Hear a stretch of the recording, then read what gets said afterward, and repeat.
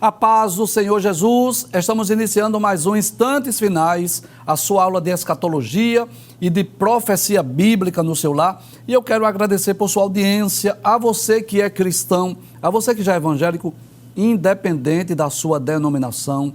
Nós temos milhares de telespectadores que são servos e servas de Deus, mas que são de outras denominações. E embora tenhamos alguns pontos divergentes, não é? Algumas interpretações diferentes, mas estamos servindo ao mesmo Deus e vamos morar no mesmo céu. Agradeço também a você que ainda não é cristão, a você que não é evangélico ainda, mas acompanha a nossa programação através da TV ou através da internet. O nosso desejo é que você possa receber Jesus como seu Salvador pessoal e tenha direito à salvação, à vida eterna e todos os privilégios que foram garantidos por Cristo Jesus lá na cruz do Calvário. Obrigado por sua audiência, que Deus te abençoe, que as bênçãos de Deus continuem sendo derramadas sobre a sua vida, sobre a sua família. Seja muito bem-vindo aos Instantes Finais. Eu gostaria de lembrar mais uma vez que se você deseja assistir a nossa programação, acompanhar a nossa programação, você tanto pode acompanhar pela TV, como também pelo YouTube, em dois canais diferentes, o Rede Brasil Oficial e o IEADP Live, né? Inclusive, se você deseja assistir ou rever um dos nossos programas sobre os eventos escatológicos, o comentário do Apocalipse, versículo por versículo, o comentário do livro de Daniel, versículo por versículo, ou algum desses dessa temporada, né, sobre a infalibilidade das profecias bíblicas. Todos esses programas já estão disponíveis lá no YouTube, você pode procurar no playlist. Agora, se você deseja entrar em contato conosco, enviar sua mensagem, sua pergunta, a sua crítica, a sua opinião, a sua sugestão para nós, anote aí o número que é o 994661010. Como é do seu conhecimento, nós estamos estudando sobre a infalibilidade das profecias bíblicas e eu não me canso de dizer esse tema maravilhoso, extraordinário, que está presente em praticamente todos os livros da Bíblia. As profecias bíblicas estão presentes, né, de Gênesis a Apocalipse. E quando nós estudamos essas profecias e o seu cumprimento, nós podemos chegar a essa conclusão de que verdadeiramente as profecias bíblicas elas não falham. No tempo oportuno, elas têm o seu cumprimento, né? É claro que algumas delas se cumpriram no mesmo dia, outras se cumpriram dias depois, semanas depois, meses, anos, décadas, séculos, milênios depois. E claro, há algumas profecias bíblicas que ainda não se cumpriram, terão seu cumprimento em um futuro próximo. Mas se você está acompanhando o nosso programa, você sabe, nós estamos, né, dando, eu vou chamar de um passeio nas páginas da Bíblia. Nós não estamos estudando a Bíblia livro por livro e versículo por versículo necessariamente, mas nós estamos extraindo aqui algumas profecias. Já estudamos dezenas, né, desde o livro de Gênesis, e já iniciamos até o Novo Testamento estudando o Evangelho escrito por Mateus, né? E você sabe disso, dessas dezenas de profecias bíblicas que nós já estudamos, nós podemos comprovar diariamente que as profecias bíblicas elas não falham. No programa anterior, nós iniciamos o estudo das profecias do Evangelho de Mateus e estudamos uma profecia sobre o nascimento de Jesus. Lembra disso? O desejo do rei Herodes de matar o menino Jesus. Mostre essa tela, por gentileza. Passe a tela, por favor. Isso, Herodes iria procurar Jesus quando o menino para o matar, né? Nós já estudamos essa profecia. Deixa eu só trazer aqui uma breve recapitulação, só para a gente reforçar o aprendizado, né? Nós vimos que uns magos do Oriente foram guiados por uma estrela, né, de uma forma divina, sobrenatural. E aquela estrela anunciava o nascimento de Jesus.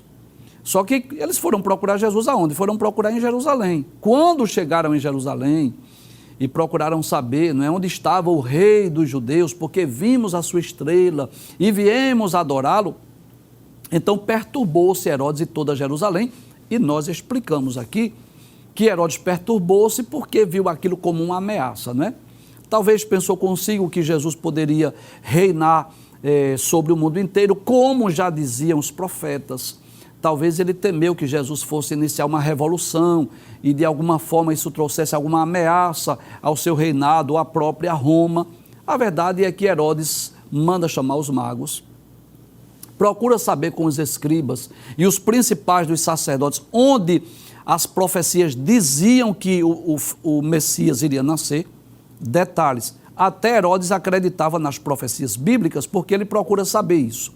E quando os escribas, os principais dos sacerdotes, que eram os intérpretes das Sagradas Escrituras, disseram, não é, fazendo menção àquela profecia de Miqueias, capítulo 5, versículo 2, que o Messias iria nascer em Belém da Judéia, Herodes vai e fala com os magos, diz para eles que eles fossem, né, até Belém, procurar seu menino, procurou saber dos magos quanto tempo fazia mais ou menos que eles tinham visto essa estrela, e eles disseram que eles fossem, quando encontrassem o menino, voltasse para avisá-lo para que ele fosse adorá-lo. E nós já dissemos aqui que o intuito de Herodes era matar o menino Jesus. Na verdade, era um intento maligno, satânico, diabólico, Satanás na vida dele, para impedir que o Messias fosse à cruz do Calvário. Eu até aproveito para dizer algo aqui que eu considero muito importante. Sempre que estamos lá no nosso seminário teológico, na STADEB, e que estamos lecionando essa disciplina de angelologia, doutrina dos anjos, que nós também falamos sobre o Satanás e sobre os demônios, sobre os anjos caídos, eu sempre falo isso em sala de aula, que é uma das características de Satanás. Mesmo ele conhecendo as profecias bíblicas e sabendo que as profecias bíblicas não falham, mas ele luta até o fim, ele não desiste. E Satanás sabia muito bem que já estava predito, que Jesus iria à cruz do Calvário, que Jesus iria ressuscitar, que Jesus iria comprar a nossa salvação, mas ele não desiste. Então, embora isso não esteja explícito no texto, em momento algum a Bíblia diz que foi o diabo na vida de Herodes, mas a gente pode entender isso. Nós podemos interpretar assim, que era o intento de Satanás, através de Herodes, matar o menino. E o que acontece? Os magos voltam, né, em direção a Belém da Judéia, que ficava a mais ou menos 10 quilômetros de Jerusalém.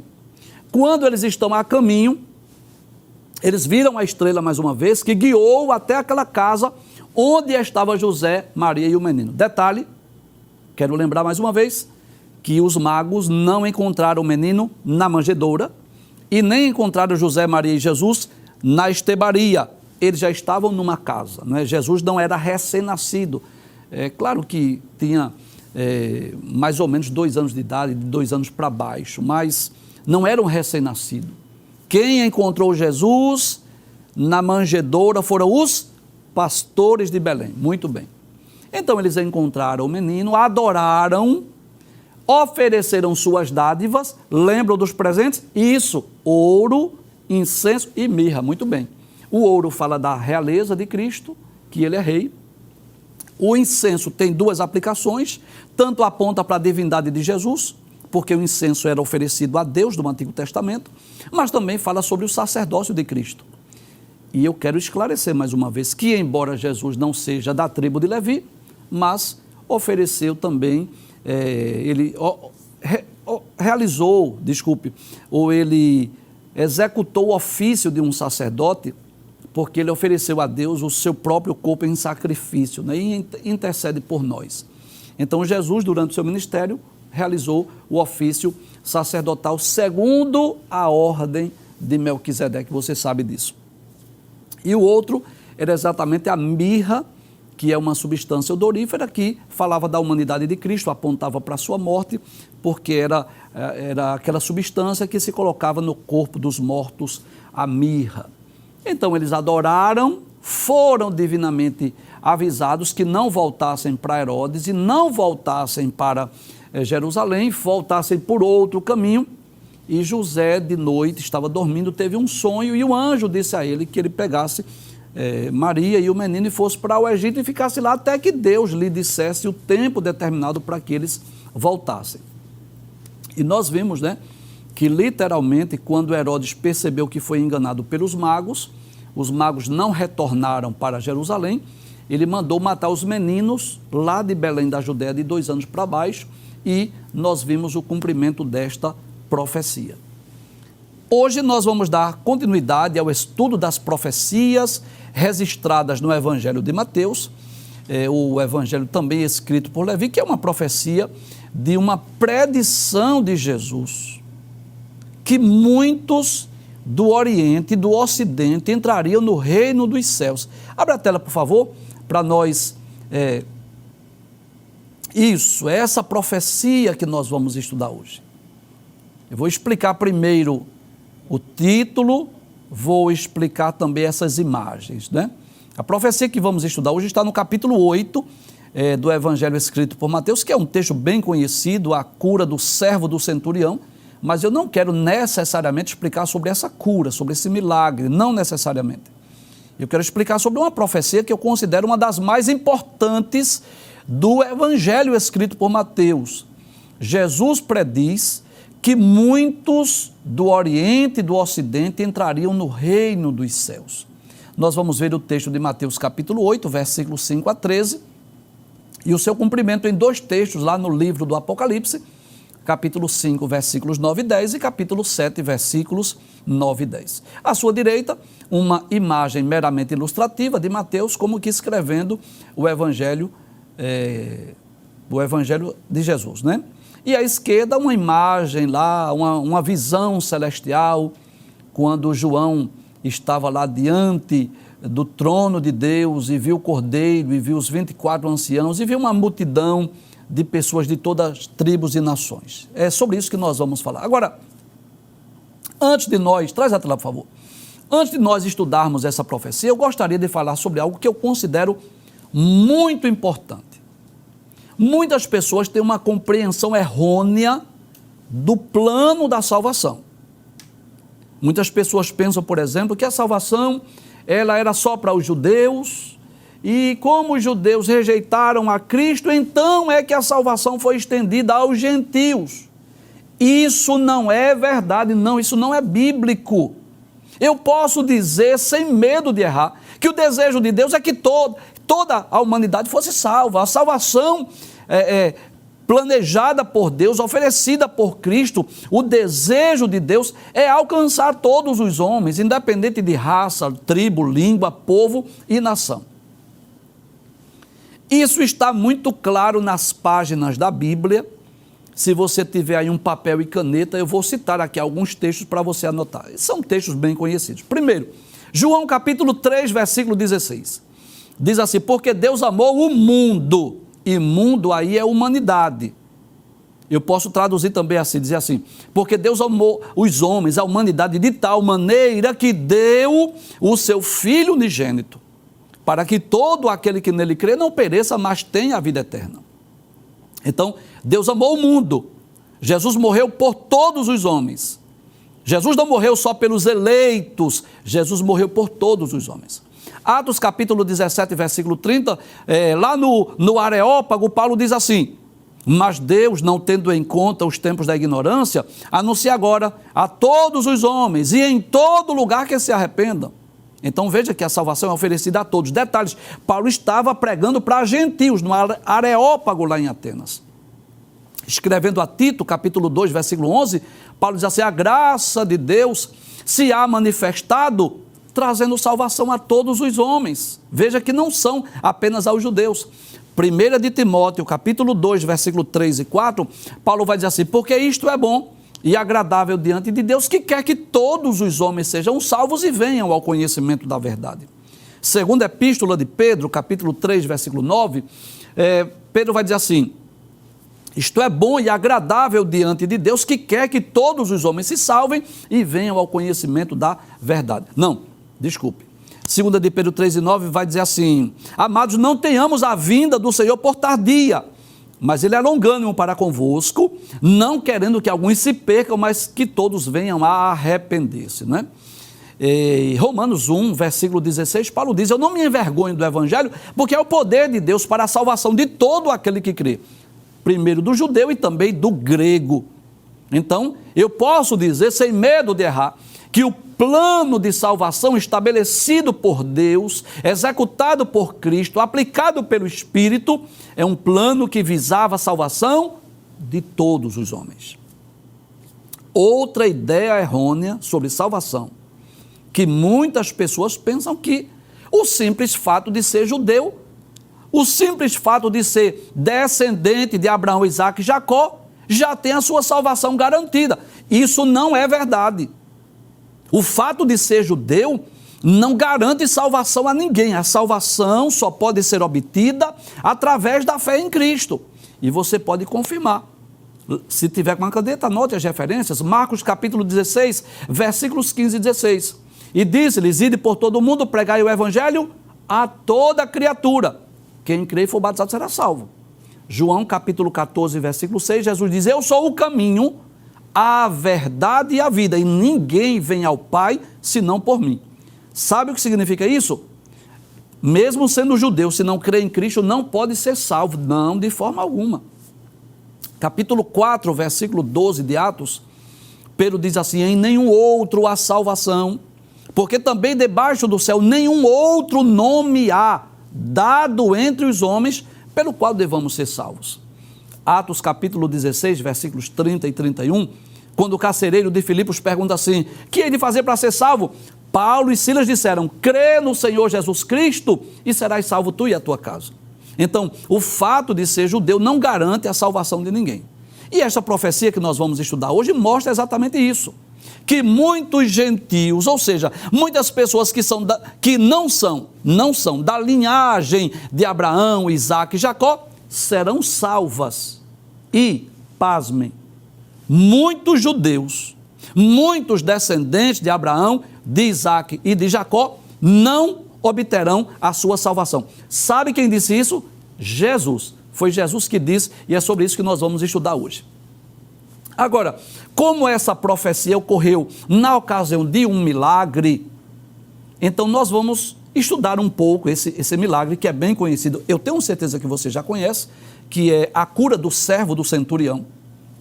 Você já deve ter lido, ouvido mensagens, estudos, pregações baseados nesse milagre. Nós vamos estudar um pouco do milagre, mas eu quero deixar bem claro que a ênfase não está no estudo do milagre, da cura do servo do centurião. A ênfase eu quero dar a essa profecia que muitos do Oriente e do Ocidente seriam salvos, enquanto que muitos judeus não serão salvos. É sobre isso que nós vamos estudar hoje. Eu quero dar ênfase não na cura do servo do centurião, mas na salvação dos gentios, enquanto que muitos judeus não serão salvos. Pode abrir a tela, por gentileza, São Mateus capítulo 8, versículo de número 5. Muito bem. Diz assim: e entrando Jesus em Cafarnaum. Bem, eu quero lembrar, não é, que durante o seu ministério terreno, traz a tela por favor, Jesus percorreu várias cidades, aldeias, né, tanto da Judéia quanto da Galileia.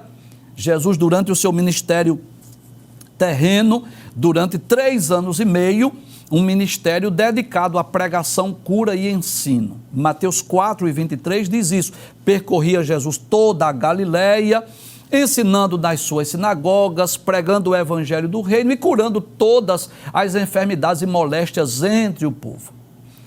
Essa é a realidade. A grande maioria das pessoas que procuraram Jesus eram pessoas simples, eram pessoas humildes, mas algumas ocasiões, pessoas também importantes foram procurar Jesus. Nicodemos era um mestre, Zaqueu, que era um chefe dos publicanos, além de outras pessoas importantes. E durante o ministério de Jesus, Jesus também teve contato com algumas pessoas anônimas, mas que são chamadas de centurião. Então, o que é um centurião? É um soldado ou um comandante, é melhor dizer assim, um comandante responsável por uma guarnição de 100 soldados. Por isso que chamava-se centurião. Era aquele comandante de um grupo, de um grupamento, ou de um batalhão de 100 soldados romanos. Na verdade, eram pessoas de influência, pessoas de importância. E que coisa interessante, abre a tela por gentileza mais uma vez. Entrando em Cafarnaum, que era uma cidade ali às margens do mar da Galileia, Chegou junto dele um centurião. Qual o nome? Não sei, mas era um comandante de Roma, que era responsável por esse grupamento de 100 homens, rogando-lhe, dizendo: Senhor, o meu criado, né, ou eu posso dizer em outra palavra, o meu servo, jaz em casa paralítico e violentamente atormentado. Ou seja, ele tinha um duplo problema. Traz a tela, por favor. Havia uma paralisia, ele estava paralítico e ele estava também violentamente atormentado. Esse homem, com certeza, era um homem de confiança do centurião. Era um servo a quem o centurião amava, queria bem, desejava bem. E é muito possível que o centurião tenha percebido o seu servo, né? Quem sabe ali doente, à beira da morte, e ninguém pôde resolver. É possível que isso tenha acontecido, que ele tenha buscado outros meios para resolver a situação, ninguém pôde resolver. E o que é que acontece? Ele vai procurar Jesus. Então, o que é que eu quero chamar a atenção? Primeiro, que esse centurião, ele não era judeu. Como ele era o comandante deste grupo de soldados de Roma, é muito possível que ele fosse um gentio, ele fosse um cidadão romano. Mas ele ouviu falar de Cristo. De alguma forma, ele ouviu que Jesus realizava milagres, prodígios, maravilhas. E como ele tinha em casa aquele servo a quem ele queria bem, a quem ele desejava que tivesse a saúde restabelecida, e era um problema humanamente impossível, porque além de estar paralítico, ele estava atormentado, né? E aquele homem estava violentamente atormentado, como diz o texto bíblico. E o que é que aquele homem faz? Num ato de fé, ele vai procurar Jesus.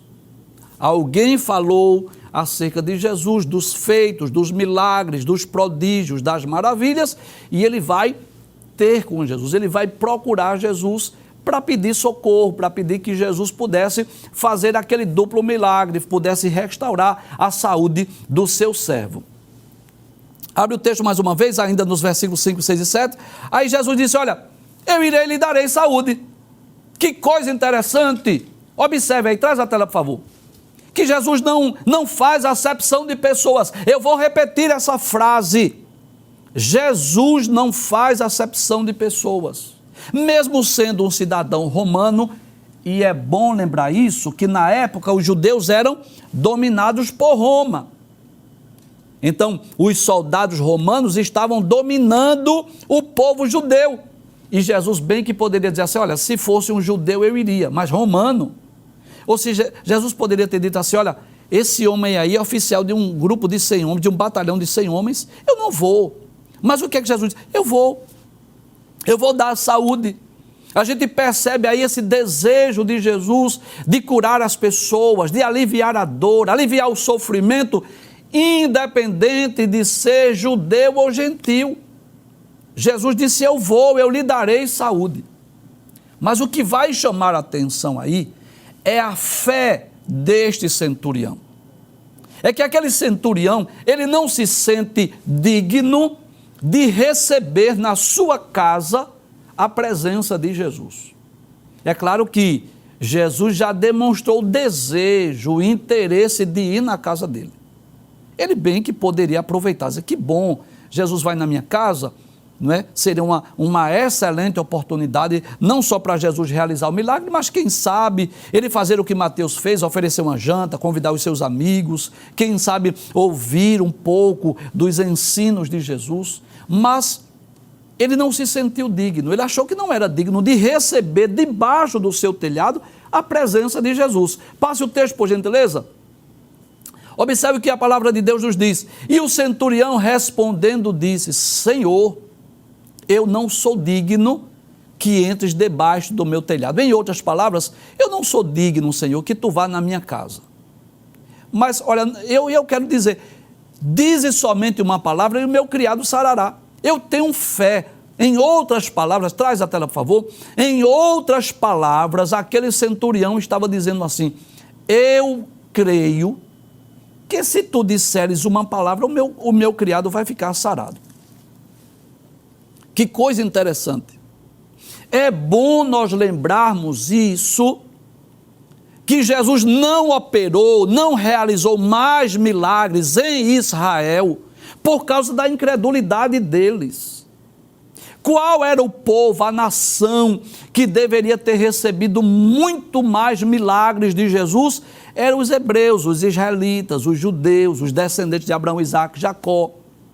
Mas o que acontece? A incredulidade deles fez com que Jesus não realizasse mais milagres. E os evangelistas deixam isso bem claro, que Jesus não operou mais milagres por causa da dúvida, por causa da incredulidade. Então, enquanto muitos judeus, muitos descendentes de Abraão, Isaac, Jacó, ficavam cheios de dúvida, de incredulidade, perguntando quem é esse, não é? Duvidando da divindade de Cristo, da sua messianidade, duvidando que Jesus fosse o Messias, o Cristo, o Salvador do mundo. Inclusive, eu faço questão de lembrar isso. Os principais que deveriam receber o Messias eram aqueles que tinham as Escrituras nas mãos, os rabinos, os mestres, os fariseus, os saduceus, os escribas. Por quê, professor? Porque eles tinham as Escrituras. Eles poderiam conferir nas Escrituras, ler a profecia e perceber que Jesus era o cumprimento das profecias, mas foram os primeiros a rejeitar. Então, que coisa interessante. Enquanto este centurião demonstra uma fé, que essa fé é aquela fé miraculosa, aquela fé que conduz ao milagre, a ponto de dizer a Jesus: Jesus, olha, eu não sou merecedor que você vá no meu telhado, que você entre na minha casa. Agora, eu creio, e são palavras minhas, né, baseadas no texto bíblico, eu creio que se tu disseres uma palavra, é o suficiente para que o meu criado, o meu servo, ele fique sarado. Então veja que se essa expressão, se essas palavras fossem proferidas por um judeu, não era assim algo tão alarmante, porque os judeus estavam acostumados com milagres. Os judeus tinham as Escrituras e sabiam que muitos milagres Deus havia feito no passado e que Jesus, durante o seu ministério, fez muitos milagres. Mas essas palavras foram proferidas por um gentio, por um cidadão romano. Passe o texto, por gentileza. Veja o que Jesus diz. Aí ele continua dizendo a Jesus, né? Ele traz a experiência da sua função, a experiência do cargo importante que ele exerce lá em Roma, e diz assim: olha, pois eu também sou um homem sob autoridade, né? Então, e tenho soldados às minhas ordens. Eu tenho soldados às minhas ordens. E digo a este, vai, e ele vai. E a outro, vem, e ele vem. E ao meu criado, faz isso, e ele faz. Traz a tela, por favor. Ele estava dizendo assim: olha, existem pessoas que estão sob as minhas ordens. Estão debaixo da minha autoridade. E se eu dissesse: olha, vá ali e faça isso, ele vai. Olha, venha e faça assim, ele vem. Se eu disser: meu servo, meu criado, faça assim, ele faz. Em outras palavras, ele estava usando a sua experiência pessoal como uma autoridade romana que tinha servos ao seu dispor, e ele estava dizendo em outras palavras: tu pode fazer o mesmo, Senhor. Tu podes apenas dizer uma palavra. Passa o texto, por favor.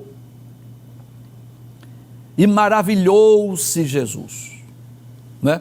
Jesus admirou-se dessas palavras, da fé, da confiança daquele homem, daquele centurião. Ouvindo isso, e disse aos que o seguiam. Jesus ouviu e disse assim: em verdade vos digo que nem mesmo em Israel eu encontrei tanta fé.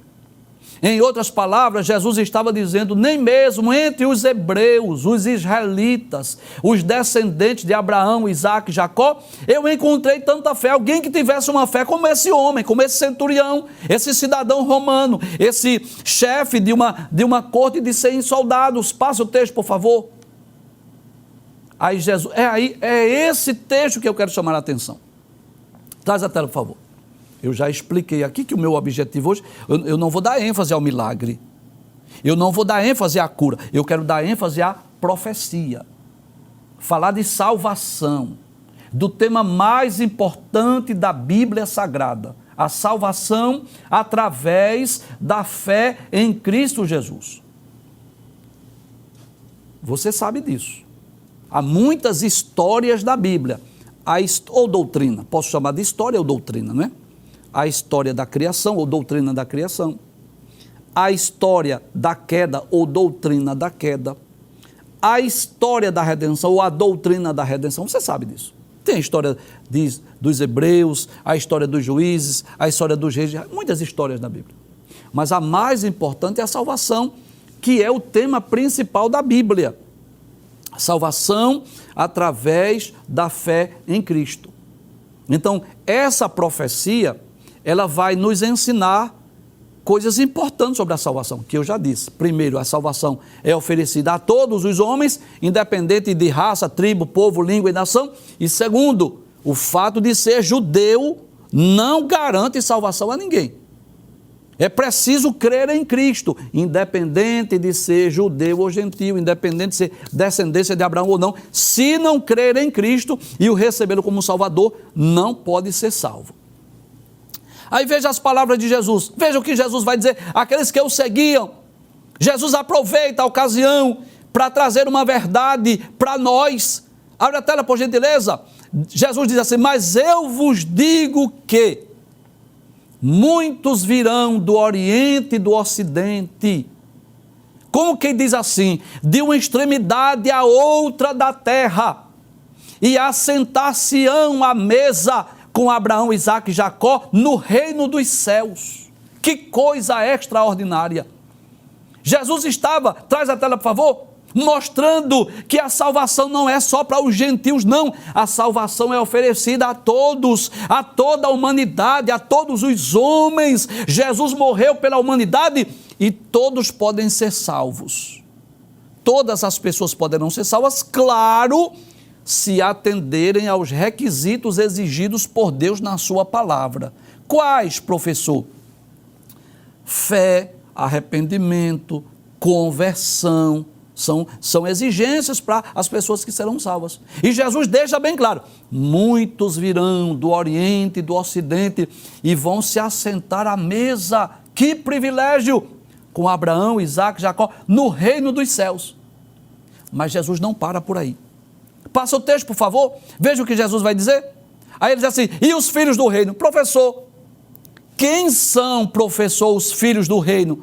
Os israelitas, os descendentes de Abraão, Isaque e Jacó, os hebreus, os judeus, serão lançados nas trevas exteriores. Professor, que trevas são essas?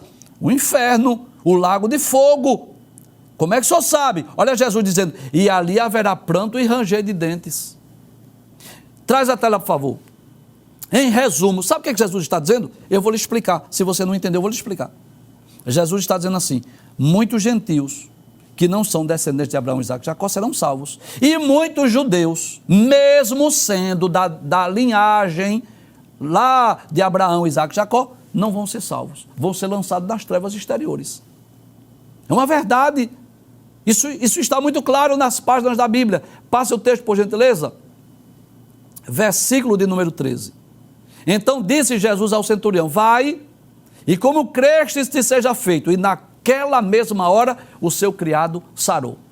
Mas eu não quero dar ênfase a essa cura, embora seja um milagre extraordinário, claro, mas eu quero dar ênfase na profecia, no texto que lemos, capítulo de número 8 e o versículo de número 12. Vamos ver o cumprimento?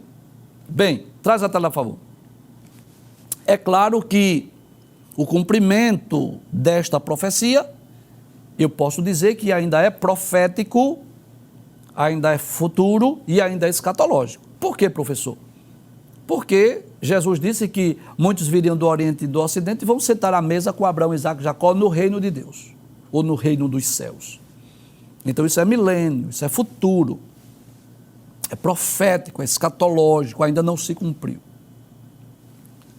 Mas eu posso, tomando por base o livro do Apocalipse, tomando por base as visões de João, que ele teve lá na ilha de Patmos e teve um arrebatamento de espírito e foi até o céu. Baseado nessas visões de João, João viu lá no céu, não só judeus, Mas ele viu pessoas, homens, seres humanos, de toda tribo, raça, língua, povo e nação. Então, é claro que estamos estudando o cumprimento parcial dessa profecia, porque, torno a dizer, o cumprimento na íntegra só ocorrerá durante o reinado milenial de nosso Senhor e Salvador Jesus Cristo. Mas vamos ver ao menos 4 versículos de 2 capítulos diferentes. Vamos ler capítulo 5, versículo 9 e 10. É um dos textos mais extraordinários da Bíblia, porque é o texto que nos mostra, né, um cântico celestial. João, naquele arrebatamento de espírito, capítulo 5, versículos 9 e 10, quando ele teve uma visão do trono de Deus. Inclusive esse capítulo 5 nós estudamos, é aquele capítulo em que ele viu um livro selado com 7 selos. João diz assim: e cantava um novo cântico dizendo. Que cântico era esse? João, qual era a letra deste cântico celestial? Aí João diz, o cântico celestial dizia assim: digno és de tomar o livro e de abrir os seus selos. Quem? O Cordeiro, você sabe disso. O leão da tribo de Judá, a raiz de Davi, que venceu para abrir o livro e desatar os seus 7 selos. Aí João continua dizendo que o cântico dizia assim: digno és de tomar o livro e de abrir os seus selos, porque foste morto e com o teu sangue compraste para Deus homens de toda a tribo e língua e povo e nação. Observe, não só são gentios que serão salvos, não serão apenas os descendentes de Abraão, Isaque e Jacó, mas homens de toda a tribo, de toda a língua, de todo o povo, de toda a nação. E João diz ainda que esse cântico celestial dizia: e para o nosso Deus os fizestes reis e sacerdotes, e eles reinarão sobre a terra. Que coisa maravilhosa! Traz a tela, por favor. Que coisa extraordinária. Isso é uma promessa para nós, que somos gentios. Deixa eu dizer algo aqui. Às vezes as pessoas querem se envaidecer porque são judeus. E eu não posso tirar os méritos do povo judeu. O próprio Paulo diz assim na carta aos Romanos, acredito que é capítulo 3, quando ele diz assim: qual é, pois, a vantagem do judeu? Ele diz: muita, em toda maneira, porque primeiramente as palavras de Deus lhe foram confiadas.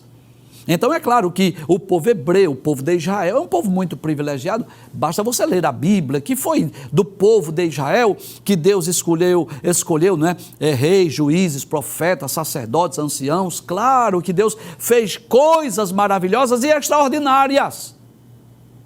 Mas deixa eu dizer algo aqui que eu considero muito importante.